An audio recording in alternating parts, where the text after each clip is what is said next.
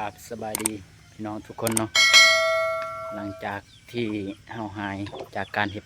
คลิปไปดนนานเนื่องจากโทรศัพท์เฮามันใช้งานบ่ได้เนาะมื้อนี้เฮาจะมาเฮ็ดอีกครั้งก็คือมื้อนี้เฮาจะมาเฮ็ดคลิปเกี่ยวกับอันนั้นมาเลี้ยงไก่เนาะไก่ต่อของเขาเองเลี้ยงประมาณได้ประมาณ 7-8 เดือนแล้วเนาะเดี๋ยวเฮาจะมาเบิ่งว่าไก่ของเฮามันใหญ่ส่ำใดเนาะนี่คือเหล่านะพี่น้องเหล่าไก่ว่าบ่มีคนถือกองอาหารเกลือไก่เนาะเดี๋ยวเปิดแป๊บหนึ่งโอ้ยไก่ตกว่ะอ้าวตกได้จังไดวะบักหานี่จะมาย้อนเลยนี่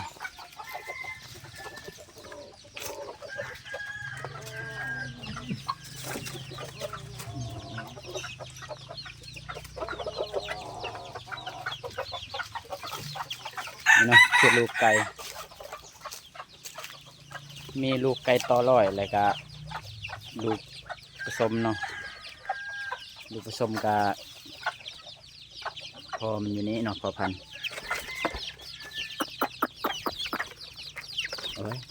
กินแต่นี่ถือว่านี่เนาะอาหารที่เกลือกับมีขี้หำใส่แกบขี้หำใส่อันนั้นเนาะใส่กับกบปลาย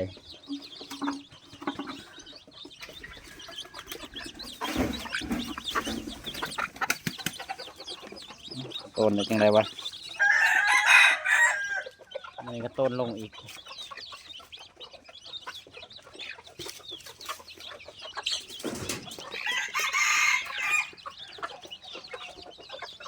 แล้วเขาเกลือนะจะถ่ายภาพรวมๆเนาะให้เบิ่งตอนนี้บ่มีเวลามีไผจับกล้องให้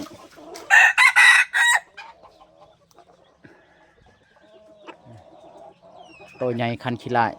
ไก่ตัวนี้แต่ว่าต่อเข่าอยู่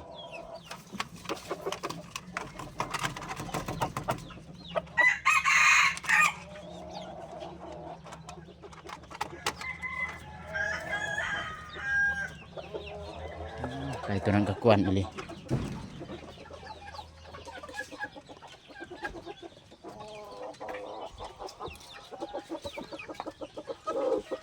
แป๊บนึงเนาะ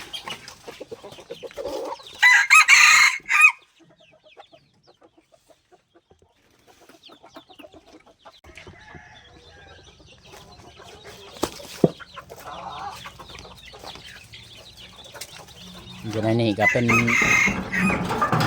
พอพันธุ์เนาะพอพันธุ์ไก่หูแดงเสียงไก่ F2 ตัวนี้12งามๆเลยพอพันธุ์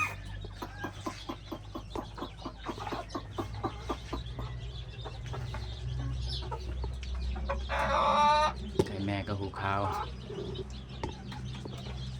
แต่พ่อหูแดง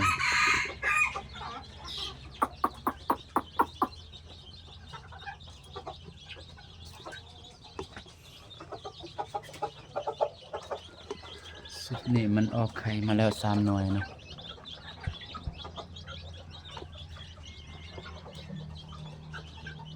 เดือนนี้มัน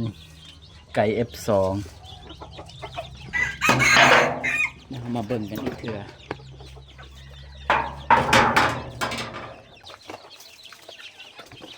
นี่ก็ไก่ปลาเนาะไก่ปลา100%ปะไว้ไก่แม่2 ตัวไก่ปลาตัวหนึ่งสายการบินเลยแหละไก่ตัวนี้มันอยู่ในกรงขังในประมาณเดือนหนึ่งแล้วเนาะมันก็บ่ค่อยยานคนพอเท่าไรแหละแต่ก้อนนี่โอ้ยโดดเดาะโดดดองอยู่เดี๋ยวนี้ก็คือว่าแค่แน่ก็เก่าแล้ว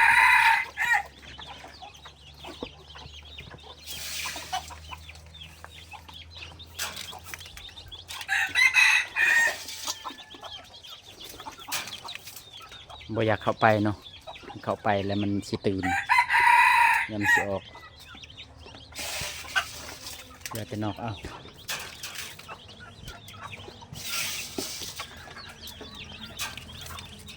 เ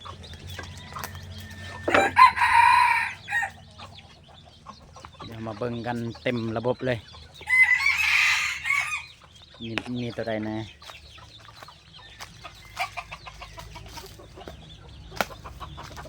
นี่ไก่ F3 เนาะยานนั้นมันแห่นะไก่ตัวนี้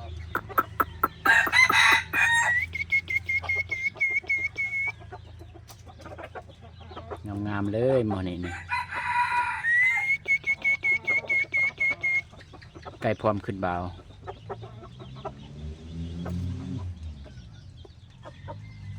นี่ต่อร้อยนี่พร้อมขึ้นเบาไก่บ่ทันห่าวทันศึกปันใด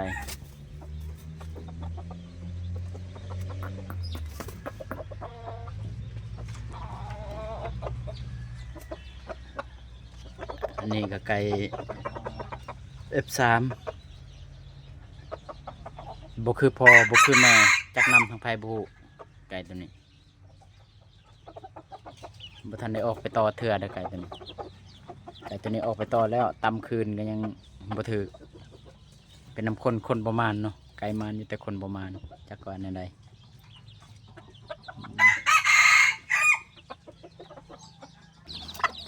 งาม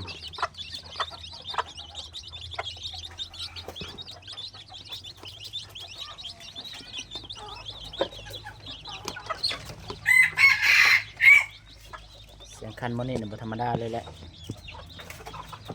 เสียงคันมันมวนแฮง